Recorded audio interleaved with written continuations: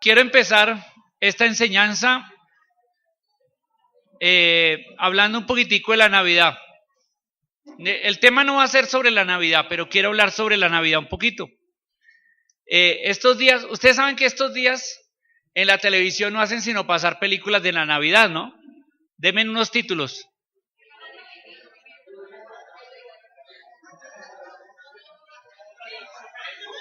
No entendí nada, pero todas esas. Todas esas. Vi dos películas. Esta semana vi dos películas de la Navidad. Una se llamaba Blanca Navidad. Blanca Navidad. Y otra se llamaba La Ayudante Mágica. Nunca había visto esas dos películas y vi estas dos películas esta semana. Básicamente las dos películas eran muy parecidas en su argumento y era que alguien había perdido el espíritu de la Navidad. Y entonces ahí estaba ese padre que había perdido el espíritu de la Navidad y no quería saber nada de la Navidad, y su hija, única hija, huérfana de madre, está sufriendo porque ella sí quiere la Navidad, pero no puede hacer nada porque su padre no quiere.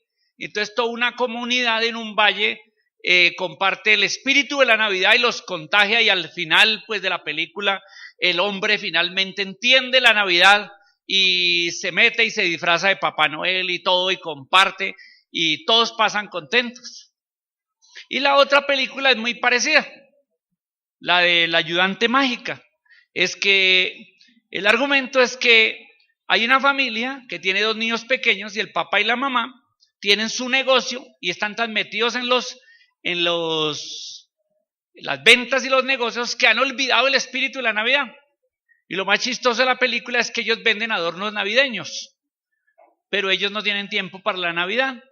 Y entonces Papá Noel encarga una, ¿cómo se llama? Las que tienen las orejitas así puntudas. Una duende, la encarga para que se haga humana y entre allá esa familia y les ayuda a recobrar el espíritu de la Navidad. Y al final de la película, pues obviamente, comprenden el espíritu de la Navidad y la Navidad llega a esa casa y la pasan felices. El mensaje que dio ambas películas era el siguiente. El significado de la Navidad en ambas películas es que el espíritu de la Navidad es amor, cariño, compartir en familia, ofrecerse regalos unos a otros, tener un árbol muy lindo, tener decoración, comer y pasar un tiempo de familia juntos muy lindo y disfrutar. Hasta cierto punto de vista el mensaje parece bueno. Y ambas películas, lo que yo entendí era que el espíritu de la Navidad era eso. Pero al final de las dos películas me quedé yo meditando y me sentí muy triste. ¿Por qué? Porque ninguna de las dos películas en ningún momento mencionó a la persona más importante de la Navidad. ¿Quién? Jesucristo. No apareció por ningún lado. Apareció Papá Noel, que nosotros los cristianos no creemos en Papá Noel.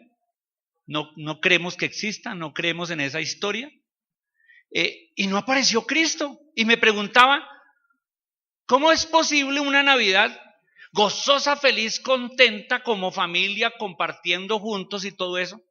Es un momento efímero, es algo superficial, no es algo que perdure. ¿Y cómo es posible celebrar la Navidad sin la persona que hizo posible la Navidad? Porque ¿qué significa la palabra Navidad? Viene de la palabra latina natividad, que significa ¿qué? Nacimiento.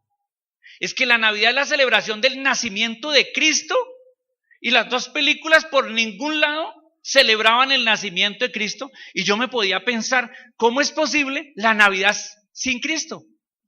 Eso es la cosa más ilógica. Es como si a mí me invitaran a mi cumpleaños y me ignoraran totalmente y me dejaran a un lado y todo el mundo está comiendo, disfrutando, bailando, y el de los cumpleaños está ahí arrumado y ni lo mencionan, ni le cantan el Happy Birthday, ni nada.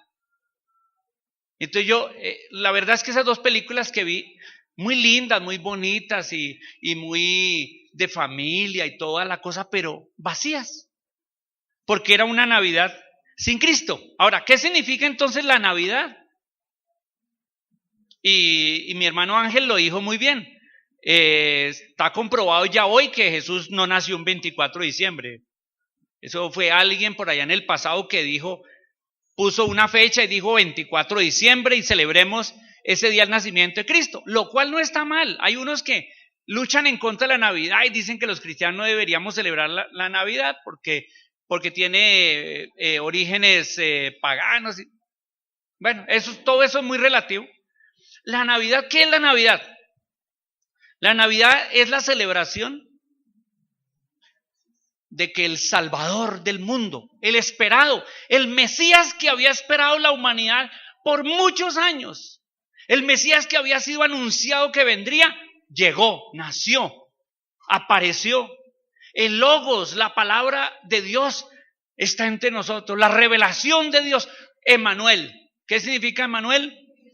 Dios se ha hecho carne, ha venido Dios desde los cielos y ha aparecido en la tierra, tomando una forma humana a través de una virgen, la Virgen María. Esa es la Navidad, la grandiosa noticia. ¿Y qué significa noticia en la Biblia? ¿Cómo se llama en la Biblia noticia? Evangelio. Evangelio significa buenas nuevas, noticia. Es el Evangelio, la Navidad es el Evangelio. La Navidad es el anuncio del nacimiento, el Mesías, el Salvador, el Redentor del mundo, el que nos va a sacar y liberar de nuestros pecados, de nuestras enfermedades, de nuestras luchas, el que va a traer un mundo nuevo, el que nos lleva al cielo, el que rescata nuestras vidas. El Salvador ha llegado. Y cuando veo esas películas de Navidad, mi Salvador no aparece por ningún lado. El espíritu de la Navidad. Es más, en una de esas películas, Papá Noel parece Dios porque sabe qué pasa con cada niño en todos lados y sabe qué necesita. Y yo pensaba, ¿cómo es que le dieron a Papá Noel el puesto de Dios? O sea, es omnisciente, lo sabe todo, está en todas partes, va a todos lados. Leyenda, pura leyenda. Y desplazado totalmente de la Navidad, Cristo y su mensaje. Cristo nació. Cristo vino a este mundo, nació como un niño, sin pecado, nacido de una virgen a través de la concepción del Espíritu Santo. Es decir, no heredó la naturaleza pecaminosa que todos heredamos de Adán. Y Cristo nació en medio de nosotros. Creció 30 años de su vida privada, que no se sabe mucho, y a los 30 años se manifestó al mundo. Y manifestó que era el Hijo de Dios, porque hizo milagros increíbles. Levantó muertos, caminó sobre el agua, multiplicó panes, a todo el que él quería sanaba, echó demonios, hizo miles de milagros. Hizo tantas cosas que, como dice Juan, pienso que si todo lo que Jesús hizo se escribiera en libros, no cabrían los libros en el mundo de lo que Jesús. Y manifestó su gloria, toda su gloria. Pero aún así el mundo no le conoció. Aún así los líderes judíos, los sacerdotes de esa época, lo rechazaron. No podían ver la gloria de Cristo, pero hubo unos que sí. ¿Quiénes? Sus discípulos. Él se manifestó y andó con un montón de discípulos. Habían 12 principales, pero habían otros 60 y habían mujeres que le seguían. Entonces yo siempre he imaginado a Jesús con más o menos unas 100 personas siguiéndole por todas partes. Un equipo misionero grande, un equipo de discípulos que lo seguían a Jesús por todas partes, como unos 100 más o menos, que andaban con Jesús por un lado y por otro. Pero llegó el día en que Cristo, el enviado de Dios, el que venía a este mundo, tenía que irse. Leamos Juan capítulo 16 y versículo 5. Juan 16, 5. Cuando Jesús le anuncia a los discípulos que ya se tiene que ir. Miren lo que dice. Juan 16, 5. Evangelio de Juan, capítulo 16, versículo 5. Dice, les dice Jesús a sus discípulos. En este momento, en Juan capítulo 16, Jesús está reunido con sus discípulos en lo que se llama el aposento alto, un sitio escogido para pasar la última Pascua con sus discípulos antes de su muerte. Y aquella noche Jesús da unos discursos largos a sus discípulos. Y entre el discurso, miren estas palabras que les dijo. Versículo 5 de capítulo 16. Les dijo Jesús: pero ahora voy al que me envió, y ninguno de vosotros me pregunta: ¿a dónde vas? Antes, porque os he dicho estas cosas, tristeza ha llenado vuestro corazón. Aquellos discípulos que seguían a Jesús, y aquella noche Jesús reunió solamente a sus 12, a su círculo íntimo. No llamó a los 60, a los 70, a las mujeres, no, estaba con sus 12 discípulos, su círculo íntimo, para compartir con ellos, y les dijo: ahora yo me voy al que me envió. Cuando Jesús vino y ellos lo conocieron y dijeron: sí, ese es el Mesías, el Cristo prometido, el Salvador, el Redentor, el que nos va a traer libertad, el que va a traer el reino de Dios a la tierra. Cuando ellos entendieron ese mensaje, ¿cómo se imaginan ustedes que estaban en sus corazones cuando entendieron que Jesús era el Mesías, que era el Salvador, que era el que venía a traer el reino? ¿Cómo se sentían ellos? ¿Qué tenían sus corazones? Esperanza, gozo, alegría. Pero ahora cuando el Mesías les dice: ¿sabe qué? Espera un momentico, me voy. ¡Wow! Mesías, ¿qué pasó? ¿Cómo que te vas? ¿Y entonces qué dice ahí? ¿Qué sintieron? ¿Qué dice ahí? Jesús les dice: antes, porque os he dicho estas cosas, tristeza ha llenado vuestro corazón. Y Jesús les dice: ni siquiera me preguntan para dónde va, sino que simplemente cuando yo les digo me voy, ¿qué sienten? Total tristeza. Yo estaría igual. Yo estaría igual si Jesús estuviera conmigo y me dijera: bueno, ya me voy. ¿Ustedes cómo les parece esos discípulos andando con Jesús 3 años? ¿Qué les parece? ¿Qué les parece esa experiencia? Imagínense que Jesús andara 3 años contigo, ahí al lado tuyo, en el trabajo, en el bus, para todos lados, contigo. ¿Cómo sería eso? ¡Wow! Sería increíble. Y ver a Jesús haciendo milagros y todo lo que hablaba, todo lo que decía. ¿Cómo estaban los corazones de esos discípulos al andar 3 años con Jesús? ¿Cómo estaban ellos? Impactados, llenos de esperanza. Y ahora Jesús les dice: ¿qué? Me voy. ¡Wow! Sus corazones se han vuelto tristes. Ni siquiera le preguntan: ¿y para dónde va? No les interesa ni siquiera para dónde va. Ellos están pensando: se va, simplemente se va. Si Él se va, ¿cómo se van a sentir? ¿Cómo se van a sentir? Yo trato de imaginarme. Para mí, cuando leo la Biblia, yo siempre trato de imaginarme todo lo que está pasando. Y yo me estoy imaginando qué sentían esos discípulos cuando Jesús les dice: me voy. ¿Qué estaban sintiendo en sus corazones? Una incertidumbre muy grande. ¿Y ahora qué va a pasar? Hasta cierto punto frustración, ¿sí o no? Pero ¿cómo? Si él era el rey prometido, el hijo de David, que las escrituras decían que ese rey iba a recuperar el reino, iba a reinar en la tierra eternamente. Y el rey ha llegado. ¡Wow! ¡Qué emoción! Llegó el rey y el rey va a reinar sobre la tierra y todo se va a arreglar. ¡Wow! Se nos va a arreglar todo. Esa era la esperanza que ellos tenían, porque las escrituras decían eso, que el rey vendría y cuando viniera iba a establecer su reino sobre la tierra. Israel sería la nación más grande y todo el mundo se doblaría a los pies del rey Jesucristo. Pero ahora el Mesías dice que se va. ¿No es verdad que hasta cierto punto se sienten qué? Defraudados. ¿Cómo te sentirías tú si Jesús hubiera andado 3 años contigo y tú con esa esperanza tan tremenda y de pronto un día te dice ¿qué? Me voy. Ahora, vamos a estudiar lo que Jesús respondió, porque lo interesante de todo esto que le estoy diciendo es lo que Jesús responde ante la tristeza de ellos. Mire lo que dice. Versículo 7. Pero yo os digo, ese pero me encanta, pero yo os digo, o sea, un pero es, esperen un momentico que tengo algo que explicarles que ustedes no han entendido. Pero yo os digo la verdad, os conviene que yo me vaya, porque si no me fuese, el Consolador no vendría a vosotros, mas si me fuere, os lo enviaré. Wow, ¿qué interpretamos de esas palabras de Jesús? ¿Qué les dice Jesús? Qué increíble, dice, oiga, ustedes no se han dado cuenta, pero a ustedes les conviene que yo me vaya. ¿Cómo así que nos va a convenir que el Cristo se vaya, que el Mesías se vaya, el que hace los milagros, el que está con nosotros? ¿Cómo es que nos va a convenir? Jesús le dice, sí, les conviene que yo me vaya. ¿Y por qué?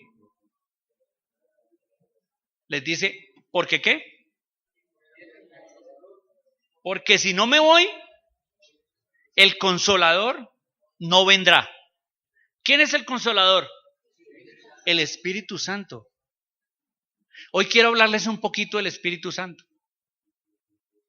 Porque Jesús dice aquí que es conveniente que Él se vaya.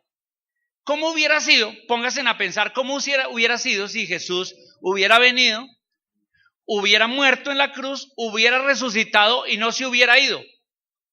Pregunto, ¿hubiera muerto algún día? ¿Sí o no? Otra vez les pregunto, ¿Jesús hubiera muerto algún día? ¿De vejez? ¿Jesús hubiera muerto de vejez? No, no tenía pecado y el pecado es la causa de la enfermedad y la muerte. Y era Dios. ¿Y por cuánto tiempo vive Dios? Entonces, si Jesús se hubiera quedado en la tierra, ¿hubiera envejecido? No. ¿Estaría ahorita vivo? Sí, estaría ahí. ¿Qué les parece si Jesús se hubiera quedado? ¿Qué les parece? Si Jesús se hubiera quedado. Hoy lo conoceríamos. Nos dirían, está en Moscú en este momento y todo el mundo detrás de él. Está en París. Vino a Bogotá, todo el mundo corriendo detrás de él. Está en Buenos Aires, todo el mundo correría detrás de él. No sé, yo no sé. Solamente estoy imaginando. ¿Qué pasaría si Jesús se hubiera quedado?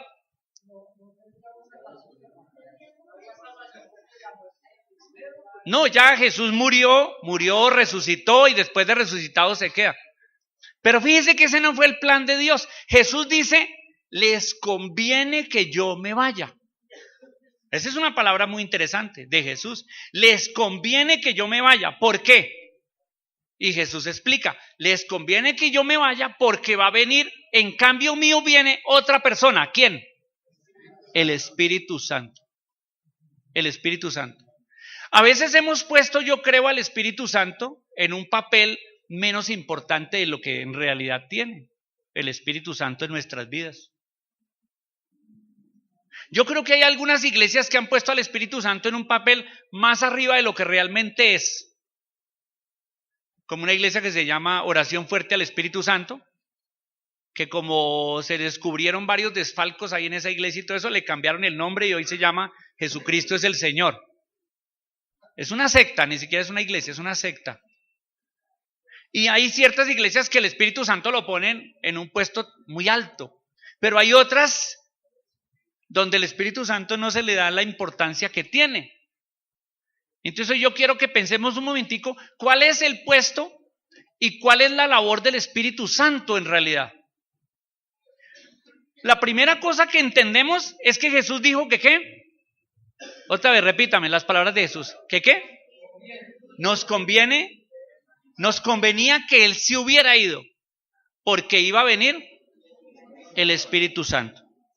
Ahora, ¿por qué era conveniente el Espíritu Santo? Entonces, las palabras que vienen enseguida de Jesús explican la labor que el Espíritu Santo iba a hacer en la tierra, muy importante. Era una labor diferente a la de Jesús. No que Jesús no la pudiera hacer, pero no fue lo que Jesús vino a hacer. Jesús vino a encarnarse en un hombre, a nacer como un ser humano, crecer, ir a la cruz, morir para pagar el pecado de los hombres, ser sepultado, resucitar e irse. Esa fue su misión. Esa fue su misión. Ahora vamos a entender la misión del Espíritu Santo. Una misión muy especial que Él tiene hoy en día, el Espíritu Santo. Dice, ¿cuál es la última palabra del versículo 7? Las últimas 3 palabras del versículo 7 en la Reina Valera. Os lo enviaré. Fíjese eso. Jesús se iba, pero iba a enviar un reemplazo. Él dice, os lo enviaré, yo lo enviaré, el Espíritu Santo. Él iba a enviar un reemplazo. Cuando leemos en Hechos 2, vamos a Hechos capítulo 2. Hechos capítulo 2, versículo 1, dice, cuando llegó el día de Pentecostés, estaban todos unánimes juntos. ¿Quiénes? Los discípulos, con las mujeres, o sea que era una más o menos un grupo de ¿cuántas personas? Según lo que leemos antes, habían más o menos unos 120, 150. Quiere decir que sería un grupo más o menos igual a este. Aquí estamos unos 120, 150 tal vez, un grupo igual a este. Pero dice, estaban todos unánimes juntos, dice, los discípulos. Cuando Jesús les dijo que se iba, ¿cómo se llenaron sus corazones de qué? De tristeza. Pero ahora, ¿por qué ellos están juntos? ¿Qué instrucción les había dado el Señor Jesús? Les dijo, quédense juntos porque la promesa del Espíritu, espérenla, va a llegar. Y claro, ellos ahora sus corazones se han llenado de otra expectativa, de la expectativa de el Espíritu va a venir. Y entonces leemos acá, versículo 2. Y de repente vino del cielo un estruendo como de un viento recio que soplaba, el cual llenó toda la casa donde estaban sentados. Entonces fíjese que ya sabemos cómo estaban todos. ¿Cómo estaban? Sentados. O sea, ¿eso qué quiere decir? ¿Qué indica? Estaban reunidos. Eso indica que estaban reunidos. Tal vez orando, leyendo las escrituras, cantando himnos, no sé. Pero estaban sentados allí en esa casa y de pronto un viento recio que sopla, fuerte. Versículo 3. Y se les aparecieron lenguas repartidas como de fuego, asentándose sobre cada uno de ellos. ¡Wow! Ahora, claro, el viento no es un viento verdadero, ahí no dice que hizo viento, o sea que todo el mundo, ¡uy, qué viento! No, sino dice que el ruido era como de viento. Era un ruido como de un viento fuerte. Y ahora dice que como llamas de fuego, no eran llamas. No eran llamas que habían ahí de fuego, era como llamas de fuego que se pusieron sobre sus cabezas cada uno. ¡Wow! Versículo, ¿dónde vamos? 4. Y dice, y fueron todos ¿qué? Piensa en esa palabra. ¿Y fueron qué? ¿Todos? ¿Qué quiere decir eso? ¿Qué quiere decir que fueron todos llenos del Espíritu Santo? Que vino a cada uno. ¿Qué más? Que había un vacío que había que llenarse. ¿Qué más quiere decir llenos del Espíritu Santo? ¿Que el Espíritu Santo vino sobre ellos y se quedó ahí sobre ellos? No, ¿a dónde vino? Adentro de la persona. O sea, el Espíritu Santo descendió y entró en la vida de cada uno. ¡Wow! Increíble. Jesús dijo, yo me voy, les conviene que yo me vaya, porque si yo no me voy, el Espíritu Santo, el Consolador, no vendrá a vosotros. Cuando Jesús vivía con ellos dentro de sus corazones o al lado de ellos. Al lado de ellos. Claro, compartían la presencia de Jesús, la palabra de Jesús, pero Jesús no estaba viviendo en el corazón, solamente estaba con ellos. Y ellos se deleitaban viendo a Jesús, oyendo sus enseñanzas, su presencia los bendecía mucho, pero Jesús no estaba con ellos. Pero ese día, ¿qué pasó? El Espíritu Santo entró a ellos. Eso era una bendición inmensa, grandísima, que de pronto hoy no dimensionamos bien. Y dice acá, y fueron todos llenos del Espíritu Santo. Y comenzaron a hablar en otras lenguas, según el Espíritu les daba que hablasen. ¡Wow! ¿Qué pasó ahí? Ellos estaban sentados, reunidos, compartiendo, tal vez orando, compartiendo la palabra unos con otros, cuando de pronto ese ruido de viento y esas lenguas que aparecen, y de pronto ellos empiezan ¿a qué? A hablar en idiomas, en otras lenguas, según el Espíritu le daba a cada uno. Entonces a este le daba a hablar inglés, a este francés, a este griego, a este lenguas diferentes. Increíble, es una manifestación increíble del Espíritu Santo. Versículo 5. Moraban entonces en Jerusalén judíos. Salud, hermano. Moraban entonces en Jerusalén judíos, varones piadosos de todas las naciones bajo el cielo.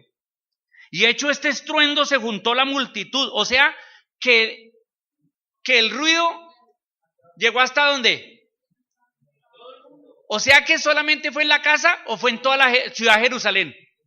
Parece que el ruido se escuchó en toda la ciudad de Jerusalén de tal manera que la multitud se juntó. Mucha gente. ¿Qué fiesta estaban celebrando ahí? Dice el versículo 1, la fiesta de Pentecostés. Venían judíos de todas partes del mundo. Increíble. Y hecho, versículo 6, y hecho este estruendo se juntó la multitud y estaban confusos porque cada uno les oía hablar ¿en qué? ¿Qué clase de lenguas estaban hablando entonces?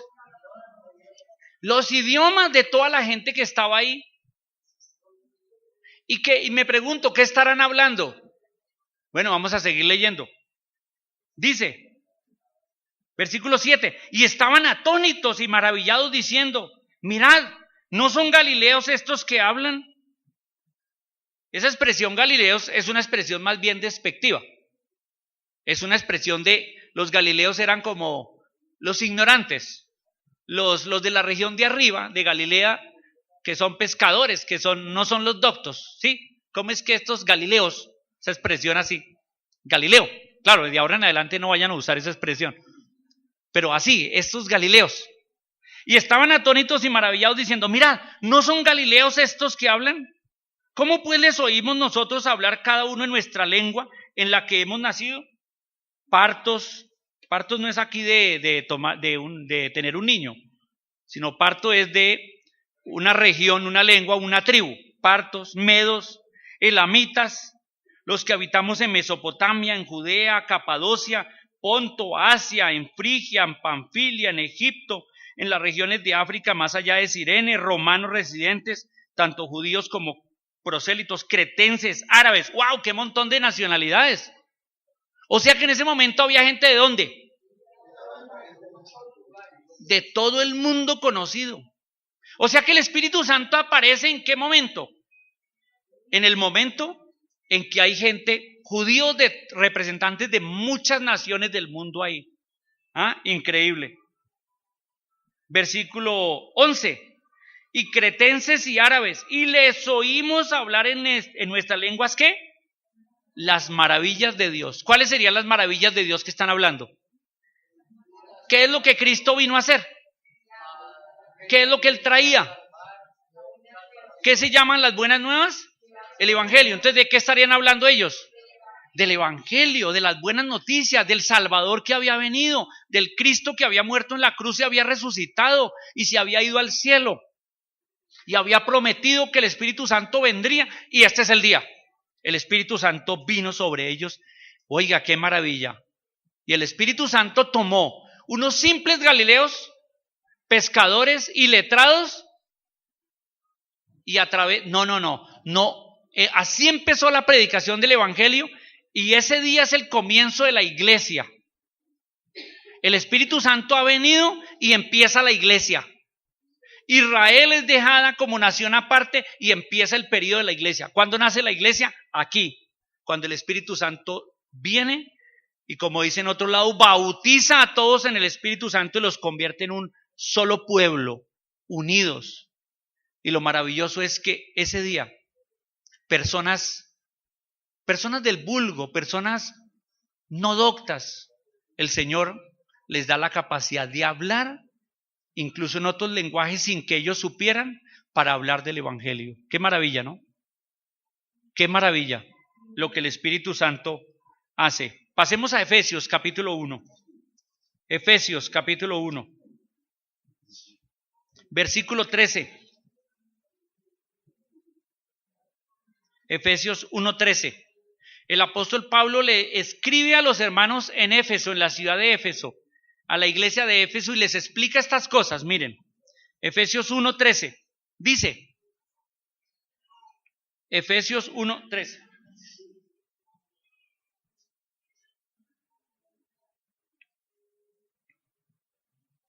En él también vosotros, habiendo oído la palabra de verdad, el evangelio de vuestra salvación, y habiendo creído en él, ¿quién es él? En Cristo. O sea, está diciendo, cuando ustedes oyeron y creyeron en él, ¿qué pasó? ¿Qué dice ahí que pasó? Fuisteis sellados con el Espíritu Santo de la promesa, que es las arras de nuestra herencia hasta la redención de la posesión adquirida para alabanza de su gloria. Traduzcamos esas palabras. Que cada creyente, cada persona que recibe a Cristo en su corazón, que cree en él como el Salvador del mundo, ¿qué pasa en ese momento?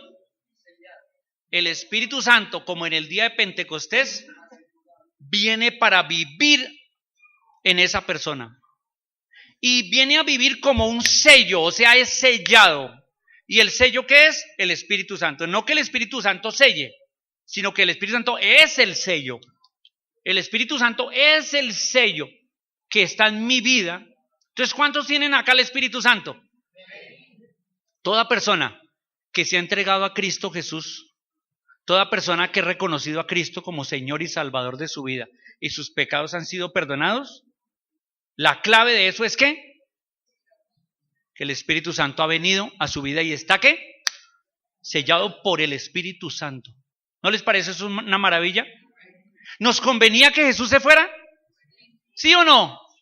¡Wow! Jesús tenía razón. Nos convenía que Jesús se fuera.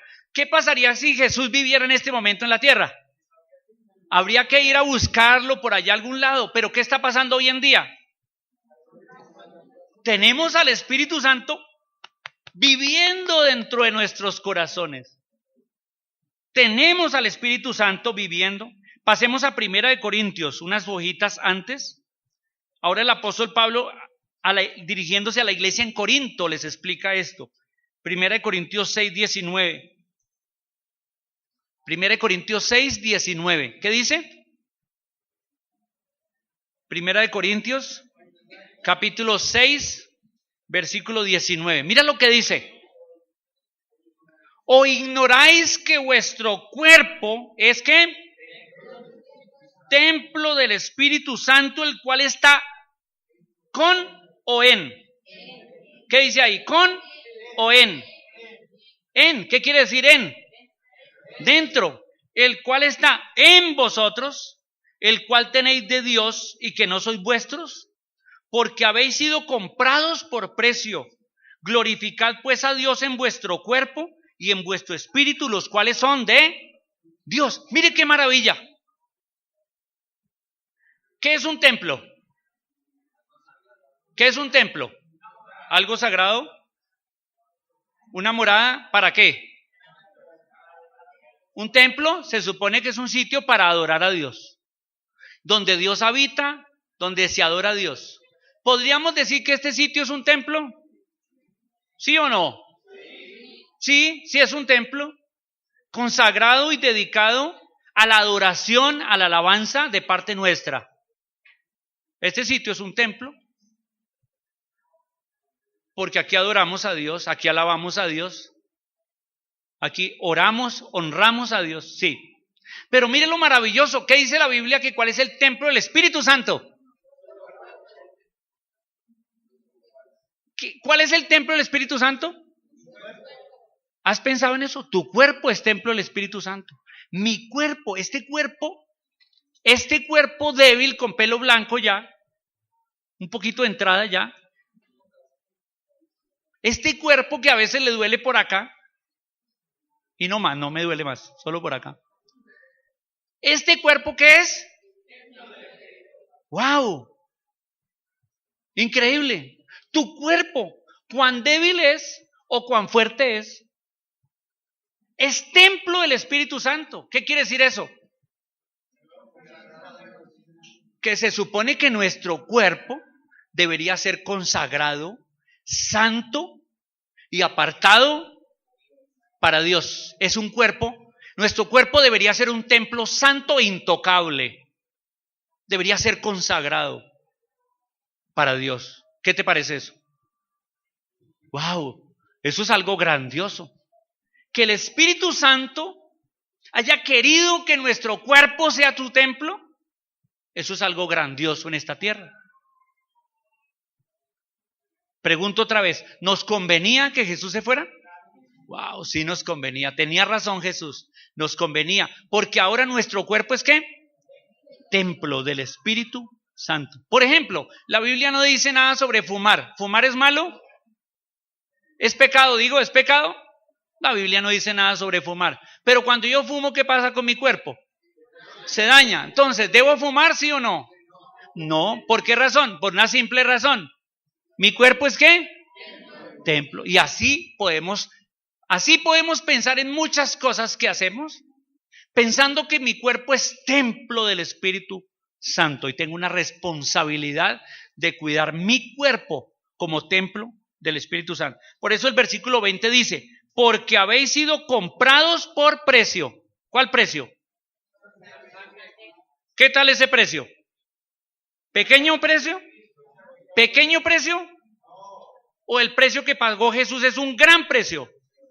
La vida del Hijo de Dios, la sangre del Hijo de Dios es un tremendo precio, porque habéis sido comprados por precio. Glorificad pues a Dios en vuestro cuerpo y en vuestro espíritu, los cuales son de Dios. Jesús mismo, cuando los judíos le dijeron, danos una señal para que creamos en ti, ¿el qué dijo? Destruid este templo y en 3 días lo levantaré.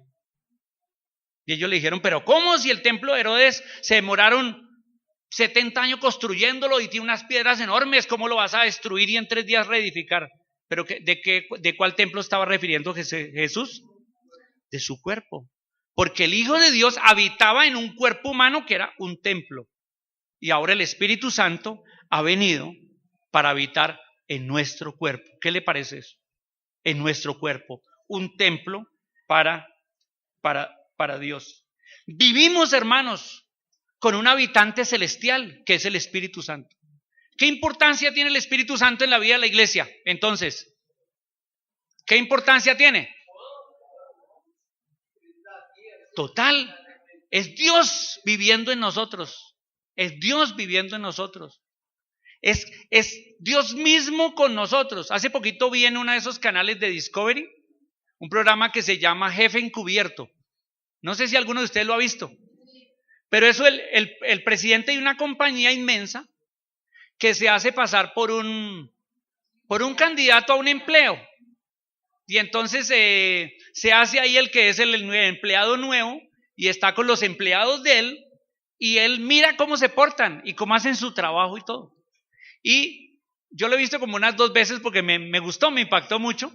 Me impacta sobre todo cuando el jefe los llama a la oficina de él. Y cuando llegan, ¡wow! Se dan cuenta que ese nuevo empleado era nada menos y nada más que el presidente de la compañía. Y todos quedan, ¡ay! Y me acuerdo una señora que lo puso a lavar el baño, el inodoro. ¡Ay, lo puse a lavar el inodoro! ¡Ay, qué pena! Perdone. Y él le dijo, no, tranquila, es que yo fui a eso. Fui a eso porque quería saber, estar entre ustedes para conocer. Y mire, hermanos, al pensar en ese programa también pienso en el Espíritu Santo está con nosotros. Está contigo todos los días. Está allá en donde nadie sabe qué estás haciendo. Vive contigo. Sabe tus pensamientos, conoce todo de ti, anda contigo. Sabe exactamente qué palabras usas, cómo tratas tú a tu esposa, a tu esposo, a tus hijos, qué estás haciendo. Bueno, ahí ya no me gustó mucho porque ya me siento un poquito amenazado. Ya su presencia no es tan de bendición. Sí, porque ya saber que está conmigo todo el tiempo ya es medio intimidante. Es que la presencia de Dios puede ser o una bendición para el justo o algo intimidante para el que es inicuo, y no anda en los caminos del Señor. Al justo, la presencia del Espíritu Santo le es una bendición, le es un gran gozo, pero al que está cometiendo pecado o lleva una vida de pecado, wow, el Espíritu Santo termina haciéndole algo molesto. ¿Y por qué digo esto? Por lo que, volvamos a Juan, a las palabras de Jesús. Volvamos a Juan. Bueno, hasta aquí, ¿cómo vamos, hermanos? ¿Cómo vamos? ¿Están dormidos por el calorcito tan rico que hay en este momento? ¿Sí? ¿Sí o no? Pónganse de pie, por favor. Todos, pónganse de pie. Perdone que despierte a algunos. Perdone los que estaban con su sueñito, todo tan chévere. Ya todos alcen las manos hacia arriba, adorando al Señor. Así. Eso, ya se pueden sentar, hermanos. Qué calorcito tan rico estos días. Entonces, fíjese, hermanos, tenemos la bendición de tener al Espíritu Santo viviendo con nosotros. ¿Y cuál es su función? Volvamos a Juan capítulo 16, versículo 8. Y voy a terminar esta enseñanza hablando de dos funciones importantes que el Espíritu Santo tiene aquí en la tierra. Número 1, versículo 8. Cuando Él venga, convencerá al mundo de pecado, de justicia y de juicio. De pecado, por cuanto no creen en mí. De justicia, por cuanto voy al Padre y no me veréis más. Y de juicio, por cuanto el príncipe de este mundo ha sido ya juzgado. Entonces, ¿cuál es la primera función que tiene el Espíritu Santo en este mundo? ¿Convencer a quién? Al incrédulo, al pecador, o sea, todos, porque todos nacimos pecadores y todos nacemos incrédulos. Todos. La primera función del Espíritu Santo al venir a este mundo, desde que vino el día de Pentecostés, ese día en que el Espíritu Santo bajó del cielo y entró a los discípulos y de ahí empezó a entrar a todo aquel que se convierte a Cristo, una de sus funciones es trabajar en los corazones de la gente que es incrédula, convencerlos. ¿Convencerlos de qué? De pecado, del pecado de la incredulidad. Convencerlos del estado pecaminoso que tenemos. ¿Qué les parece esa noticia? Que el Espíritu Santo está convenciendo gente. ¿Qué les parece esa noticia? El Espíritu Santo está convenciendo gente de que es pecadora y necesita un Salvador. ¿Qué les parece? Ese es el trabajo del Espíritu Santo que está haciendo.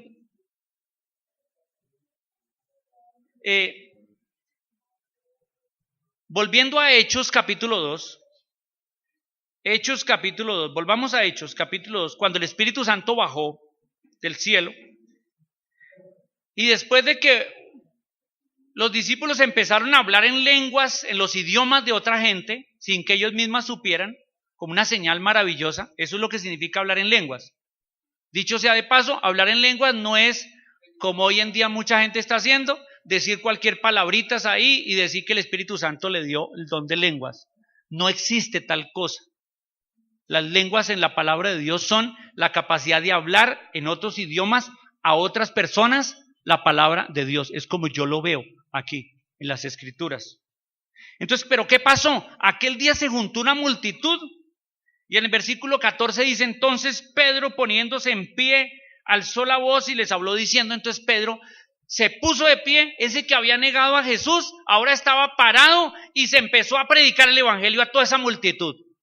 Y les explicó por qué Cristo había venido, que Él era el Mesías, por qué tenía que morir y por qué tenía que resucitar y por qué se tenía que ir y por qué ese día había venido el Espíritu Santo. Les explicó todo eso. Y mire lo que dice el versículo 37. Bueno, leamos del 36, cuando termina el mensaje de Pedro dice, sepa pues ciertísimamente toda la casa de Israel, que a este Jesús a quien vosotros crucificasteis, Dios le ha hecho Señor y Cristo. Me estoy imaginando a Pedro, ¿no? Predicando. Porque tenía que hablar duro porque había una multitud muy grande, ¿sí? Entonces les dice esas cosas. Y miren lo que dice el versículo 37. Al oír estas cosas, al oír esto, ¿qué pasó?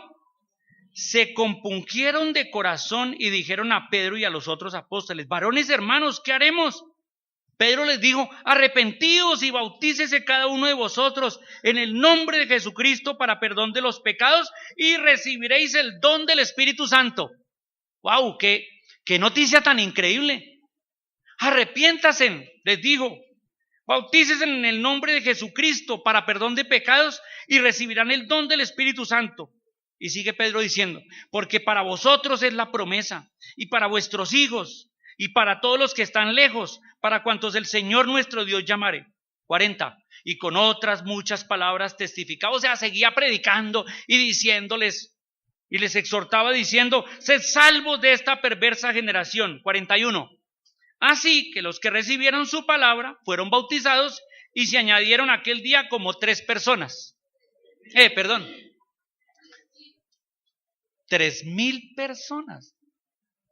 ¡Wow! ¡Qué increíble! ¿Con cuántos miembros nació la iglesia cristiana?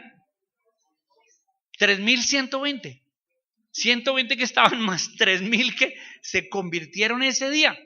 ¡Wow! Eso es increíble. Escucharon el mensaje y posiblemente mucha gente que estaba ahí ese día, días antes, habían estado gritando ¿qué?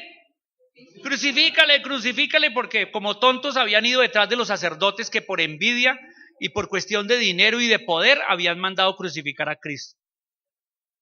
Pregunto yo, ¿quién produjo en el corazón de todas esas personas que sintieran tristeza de su pecado y reconocieran a Cristo como el Señor y Salvador?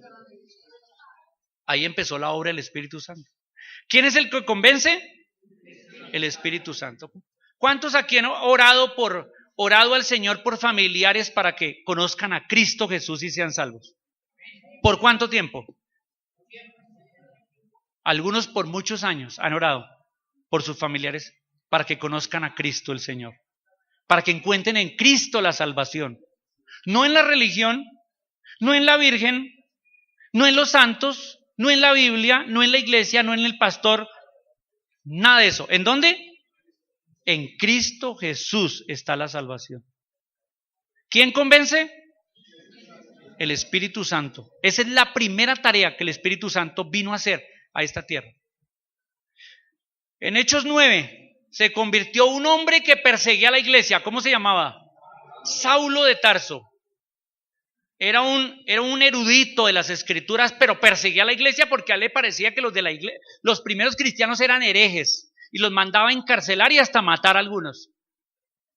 Pero un día caminando, en Hechos 9 leemos esa historia, un día va camino a otra ciudad a seguir apresando cristianos y el Señor Jesús mismo se le presenta y le dice: ¿por qué me persigues, Saulo? Y él se asusta. ¿Quién eres, Señor? Jesús le dice: yo soy Jesús a quien tú persigues. Dura cosa te es dar coces contra el aguijón. Y Saulo dice: Señor, ¿qué quieres que yo haga? Y ahí el Señor empieza a darle instrucciones. Cuando él dice: Señor, ¿qué quieres que yo haga? ¿Qué está haciendo? Está reconociendo. ¿Quién iluminó a Saulo de Tarso para reconocer que Cristo era el Señor? El Espíritu Santo. El Espíritu Santo. ¿Qué llegó a hacer Saulo? El gran apóstol Pablo, que ya no perseguía a cristianos, sino fundaba iglesias por toda Europa y Asia Menor. ¿Qué les parece? El Espíritu Santo hizo eso. Y yo me acuerdo un día cuando yo a los 12 años escuché el Evangelio por primera vez en mi vida. Yo era un buen católico, iba a la iglesia, era monaguillo, incluso ayudaba al sacerdote. Y iba y hacía todas las cosas que ellos me pedían que hiciera, pero nunca entendí el Evangelio. Nunca entendí. Me hablaban de portarme bien, de la Virgen María, de los rezos, de todo. Un montón de cosas que había que hacer y yo trataba de hacerlas. Mi familia también las hacía. Pero un día el Espíritu Santo iluminó mi corazón para entender que yo era pecador y que el único que me podía salvar era Cristo. Y que yo tenía que desechar el resto, que la religión no servía, que todo eso era invento de hombres y que había que rechazarlo. Y me convenció a mí de entregarle mi vida a Cristo ese día hasta el día de hoy. Gloria a Dios. ¿Tú tienes a Cristo en tu corazón? ¿Quién te convenció? ¿Quién te convenció? El Espíritu. Sin el Espíritu Santo no se puede. Tal vez hay aquí esta mañana alguien que cree en Dios, cree en Cristo, ha sido una buena persona y todo eso, pero si el Espíritu Santo no ilumina tu corazón y tu mente, es imposible llegar a Cristo. Es imposible entenderlo. ¿A qué nos anima eso? ¿Cuál fue el último mandato de Jesús antes de irse? Id y predicad el evangelio. Jesús dijo, id y convenced la gente. No, ¿qué dijo? ¿Id qué? ¿Qué es predicar? Contar, proclamar, enseñar. ¿Quién convence? El Espíritu Santo. Volvamos a Juan, capítulo 16. Esa es la primera función del Espíritu Santo. La segunda función del Espíritu Santo, versículo, ¿dónde quedamos? En el 11, versículo 12. Jesús les dijo, aún tengo muchas cosas que deciros, pero ahora no las podéis sobrellevar. Pero cuando venga el Espíritu de verdad, Él os guiará a toda la verdad, porque no hablará por su propia cuenta, sino que hablará todo lo que oyere y os hará saber las cosas que habrán de venir. Él me glorificará, porque tomará de lo mío y os lo hará saber. Todo lo que tiene el Padre es mío, por eso dije que tomará de lo mío y os lo hará saber. Wow, esa es la segunda tarea del Espíritu Santo en esta tierra. ¿Cuál? Guiar al creyente a toda la verdad. En muchos sentidos todos somos muy inmaduros para comprender las cosas de Dios. ¿Quién aquí entiende toda la palabra de Dios? ¿Hay alguien en este mundo que entienda toda la palabra de Dios? No, no la entendemos. Yo la he estudiado ya por 40 años. Y hay muchísimas cosas que he aprendido, grandiosas, maravillosas, me fascinan. Quedo así, wow, viendo las maravillas, las verdades tan grandes, las cosas tan inmensas, revelaciones que me hacen perder todo gusto por las cosas de este mundo, que me hacen no desear ni un carro, ni un apartamento, ni un buen vestido, nada de eso comparable con las cosas que revela el Espíritu Santo, que son las verdades eternas que son por los siglos de los siglos a este miserable y sencillo pecador Galileo, este Galileo. ¿Ya me entienden, no? Este Galileo, a quien el Señor quiso por su Espíritu revelar cosas que comprendo de la palabra de Dios, pero hasta cierto punto todos somos inmaduros porque nos falta mucho, pero el Espíritu Santo tiene esa hermosa labor. ¿Cuál labor? De revelarnos en la palabra de Dios las grandes verdades del Evangelio, esas que inspiran, esas que transforman, que cambian, que dan una visión de la vida completamente nueva, que nos hacen vivir la verdadera Navidad en el sentido que es, que nos hacen pensar en la venida del Señor y que nos hacen pensar en hacer tesoros en el cielo y no en la tierra. Esas que nos impulsan a vivir una vida que agrade a Dios, que nos hacen negarnos a nosotros mismos ciertas pasiones y ciertos gustos y ciertos deleites, pero que Dios nos dice no. Y no la negamos porque entendemos las verdades eternas, porque entendemos cosas más altas y más profundas. Jesús dijo, miren, les voy a decir cosas, me gustaría decirles muchas cosas, pero por ahora no las pueden sobrellevar, dijo Jesús. O sea, no me van a entender, van a ser duras, difíciles de entender para ustedes, pero el Espíritu Santo va a venir, los va a guiar a toda la verdad. Pregunto, este año 2015, ¿cuánto creciste? ¿Cuánto creciste en el conocimiento de Dios? ¿Cuántas verdades eternas, gloriosas el Espíritu Santo te reveló este año que creciste? Como Hernando estaba diciendo en la dirección, acerca de los mensajes que se predicaron aquí. Este año 2015, ¿cuánto creciste? ¿Cuánto atesoraste las verdades eternas de Cristo? ¿Cuánto el Espíritu Santo te iluminó, te ayudó, te bendijo de una manera increíble? Y la otra pregunta, este 2016, ¿qué esperas si el Señor no viene antes? ¿Qué esperas? ¿Qué tienes? ¿Tienes la posibilidad de crecer? ¿Sí o no? ¿Por qué? ¿Qué tienes? Otra vez, ¿qué tienes? ¿Viste el puesto del Espíritu Santo? Ahora, ¿qué dice el Espíritu Santo? Jesús dice que el Espíritu Santo me glorificará. El puesto del Espíritu Santo es, como dice en Gálatas, formar a Cristo en nuestras vidas. Glorificar a Cristo, hacernos parecer más a Cristo. Esa es la obra del Espíritu Santo. Que 2016 sea un año donde nuestras metas principales no sea el próximo carro, no sea el próximo televisor, no sea la próxima casa, no sea la próxima finca, sino que nuestra meta principal, no estoy diciendo que esas cosas no son buenas, ilícitas. Me gustaría tener un nuevo carro, me gustaría tener una casa propia, no la tengo, pero no me importa. Me gustaría tenerla, claro. Me gustaría tener una finca, sí, claro. Me gustaría, muchas cosas me gustaría, pero eso no es la meta más importante. Y mis hermanos, esta mañana quiero decirles, mi mensaje de nuevo año o de fin de año, esta mañana es que pongamos como meta permitir al Espíritu Santo enseñarnos, revelarnos grandes verdades de la palabra de Dios que nos transformen, que hagan que nuestras vidas sean grandes, que nuestro sentido de la vida sea totalmente diferente. ¿Se acuerdan qué fue lo que pasó en el día de Pentecostés? ¿Qué les pasó a ellos? ¿Fueron qué? Llenos del Espíritu Santo. Llenos. Y cuando leo en los Hechos las expresiones llenos del Espíritu Santo, encuentro que mucha gente fue llena del Espíritu Santo y hablaban con denuedo, tenían valentía, lograban cosas increíbles por la llenura del Espíritu Santo. En Efesios 6 dice, no os embriaguéis con vino, o sea, no os emborrachen. ¿Por qué razón? El licor, ¿qué hace?